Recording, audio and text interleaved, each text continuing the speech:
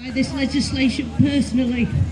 I will try to keep any of my voice wobbling and tears to a minimum, however I cannot guarantee that I will succeed.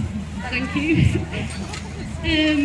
I will conclude with a little bit about the legislation that affects every dog owner, which is Section 3, regardless of their breed.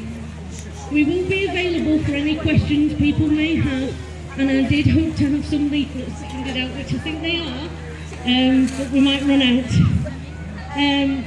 I can give out the numbers of the organisations that can help anyone affected if anyone so wish. I should introduce myself a little. My name is Carol. Some of you already know us from Facebook and other events over the years. I am 33 years old and I was 10 when the Dangerous Dogs Act was brought in.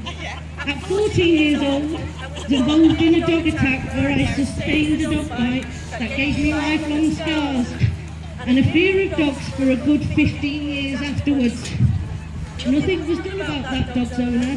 I had no reason to even know there was legislation out there that was supposed to regulate dangerous dogs. I have to put it down, sorry. I moved to Manchester when I was older and met a few dogs of the Staffordshire Bull Terrier variety. They were lovely, lovable dogs. I had no idea about the media portrayal of this breed, and why would I? For many years I had avoided anything to do with dogs. That was about to change. Along came Cobalt. He was found wandering the streets with no name and no history. A friend of mine took him on and then found himself unable to look after his dogs, and I suddenly became a dog owner to Cobalt and Sapphire.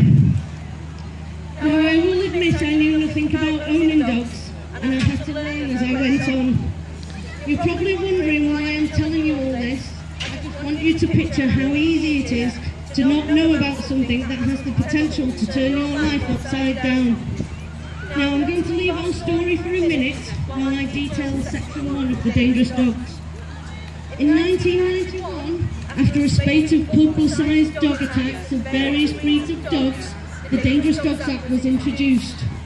Section 1 of this is also known as breed-specific legislation.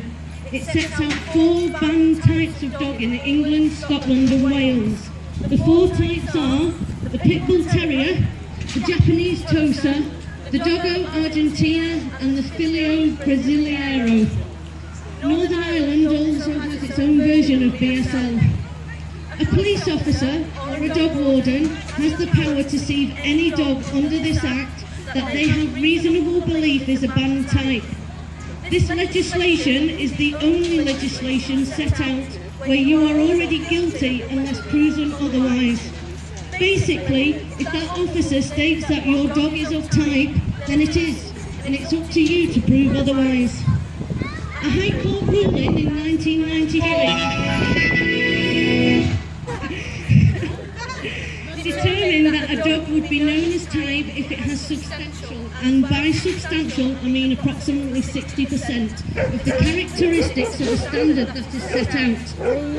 It was also ruled that this was regardless of parentage, and it also stated that behaviour, although relevant, was not conclusive. Now think back to my story. I had the dogs now for a few years and loved them dearly. They were now a fully fledged part of my family. You could almost say they were my world. Almost 5 years ago, I was told by Greater Manchester Police that I had 2 dogs they believed to be banned in this country. And I'm going to apologise. They believed that the 2 dogs stood here today were of Pit Bull type.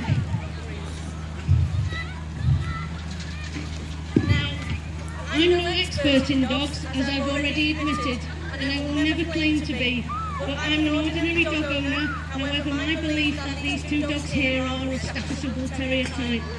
But who am I to argue with an expert?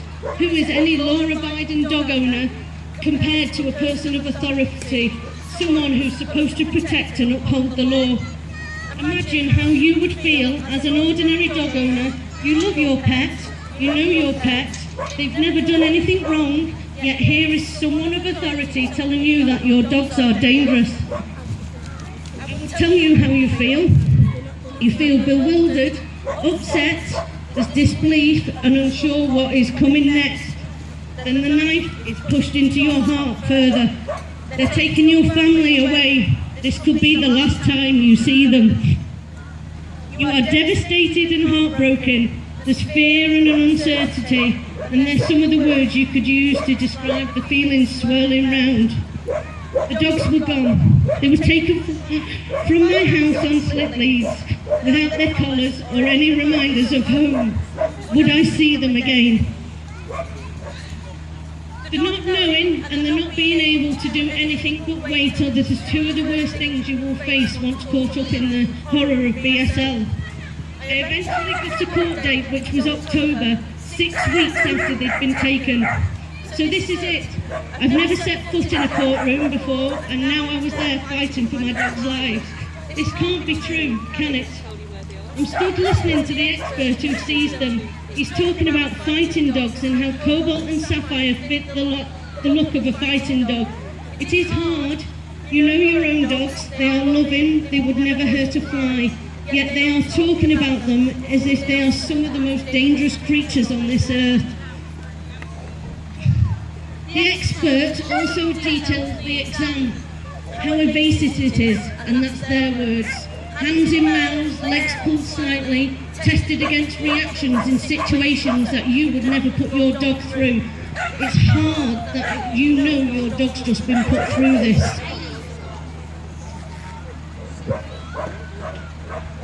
This is the best part. The people on the bench and the judge, or the person deciding whether your family can stay together and is listening to the expert describe your dogs as dangerous, is looking at photos, mugshots taken by the police. The person who decides whether your dog lives or dies never meets them. Sorry. Now I had the opportunity to stand up and defend Cobalt and Sapphire. All I did was cry. I'm not saying that's the best thing, but it worked for us. We were lucky, if you can call it that. We were given a continued destruction order, which is also known as a CDO, which meant I was given 8 weeks to comply with certain conditions. Once these were met, the dogs could come home. If they were not met, the dogs are killed. Few tears of joy, this time of relief. That is, it's almost over. The conditions have changed a little in that dogs do not need tattoos on their inside leg anymore. However, the rest generally remain the same. These are third-party insurance, which you have to pay yearly for the rest of their lives. They have to be neutered and microchipped. An exemption application, which also comes with a fee of £103. The dogs will have to be muzzled in public for the rest of their lives, including the car. So any travelling that we do, and we don't get a friend's garden as a stopover, that could be the entire day. They have to be held on a lead by someone over 16 in public, and we are not allowed to be parked for longer than a total of 30 days in a year. Simple, you say. Imagine if you go away from work, say a member of the army, for example. If they get posted abroad for longer than 30 days and cannot take their dog, which has obviously issues in itself, then they are breaking exemption conditions. Your dog could be re-seized and ordered to be put to sleep. And this is over their entire lives.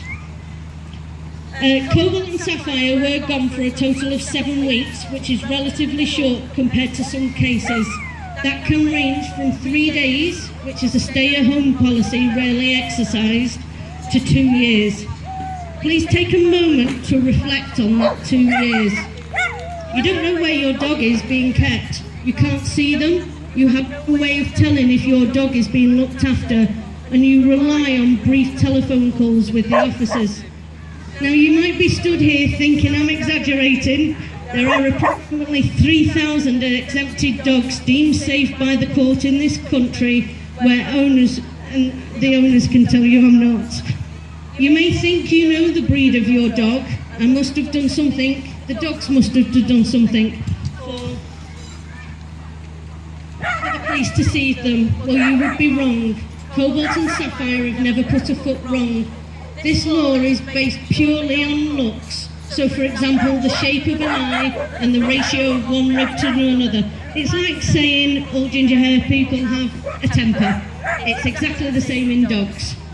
BSL is increasingly vague and open to interpretation. And as I said at the beginning, an officer only has to think your dog is tight, and it is. A lab once scored 90% when held against the pit bull type standard. The application of BSL causes great confusion. It doesn't matter whether your dog won its class at Best at Breed at Crufts and then went on to win Best in Show. It doesn't matter if you have papers or you can trace the parentage of your dog back to when the breed you believe you have first began. If your dog is purebred or a cross between a Sappy and an American Bulldog, or even a Yorkshire Terrier across a Great Dane, if he or she ticks enough of those characteristics, then they will be deemed type no matter what. It may end up being a court deciding your dog's life. As I've said, it has been almost 5 years since this happened. The day your family comes back together is the happiest and saddest day of your life. You have no idea what they will be like. You don't know how to react. Happy? Will that be too much for them? Sad? Will they pick up on your anxieties? You also have the prospect of having to muzzle your dog when you go out. How on earth are you going to do that? What are people's reactions going to be like? It is a world of unknown that you and your family have been forced into. All dogs are different and come back with different issues. Take Sapphire for example. She is now grumpy and fear-aggressive towards other dogs. They have separation anxiety, which I had no idea on how to deal with. I have friends who, upon their friend and family member returning, have had to make that heart-breaking decision to take their friend to the vets and have them put to sleep because they've been damaged too much by the traumatic experience of kennels.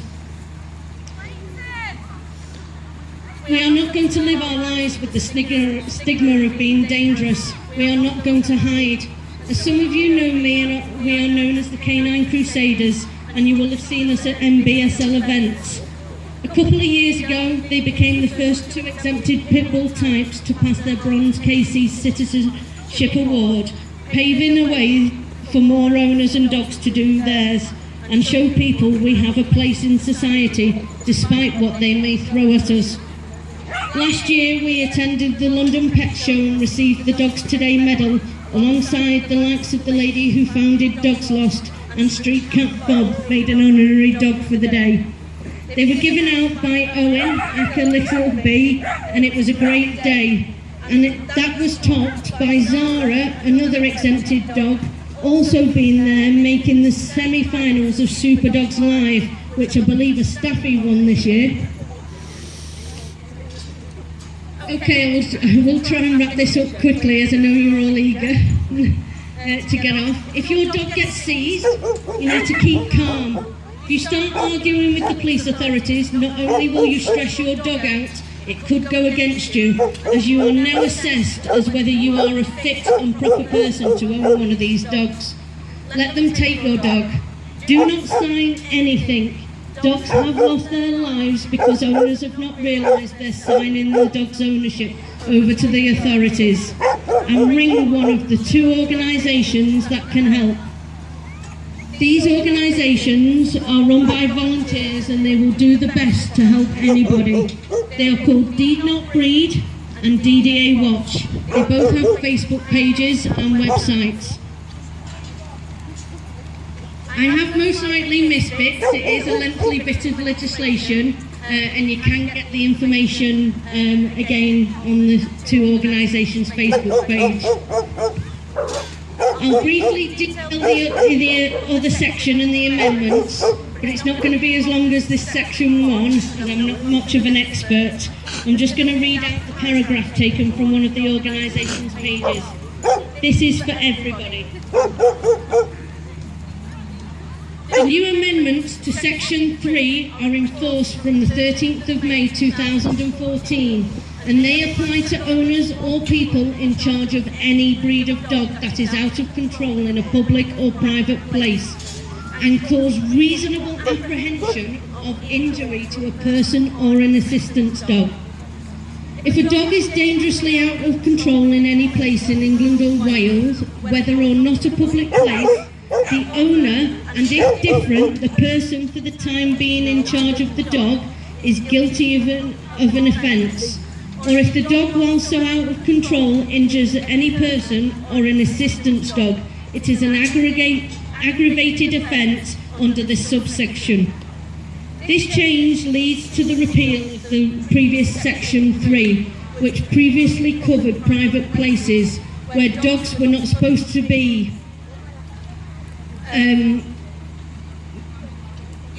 where the dog was not supposed to be. The interpretation of what an assistance dog means: a dog which has been trained to assist a blind person, a deaf person, any dog which has been trained by a prescribed charity to assist a disabled person who has a condition such as epilepsy or any other condition, so basically any assistant dog. Now, in private places, in a case which is a householder case, the dog is dangerously out of control whilst in or partly in a building that is a dwelling or is a forces accommodation, and at that time the person in relation to whom the dog is dangerously out of control, the building or part of a trespasser, this offers an exemption to liability. The exemption from prosecution does not extend to gardens anymore. So if you get a trespasser in your garden and you're maybe a child coming in for a ball and your dog does not differentiate between that child and maybe a trespasser, then you could be in trouble.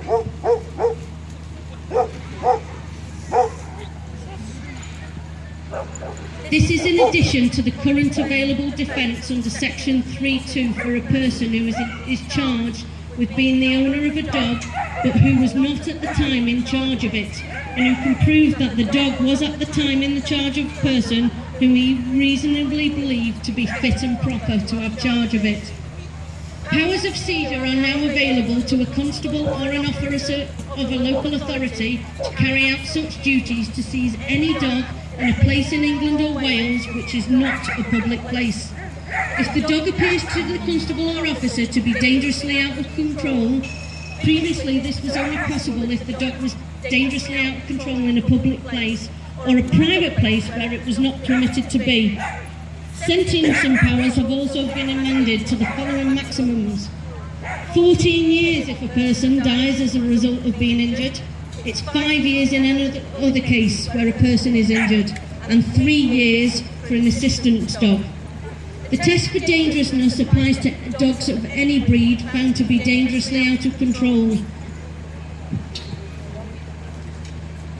The new amendments have now written into law that the character of the owner and any other relevant circumstances are to be considered by the court. So just think of the things that you used to do when you were a kid that you might have got into trouble for. It could come and bite you in the ass later on. Despite the clarification of the point, there are still many points regarding the amendments which aren't clear, and these are going to have to be tested in court, so you're going to have to wait for an incident to happen for it to then go to court to find out what's going to happen.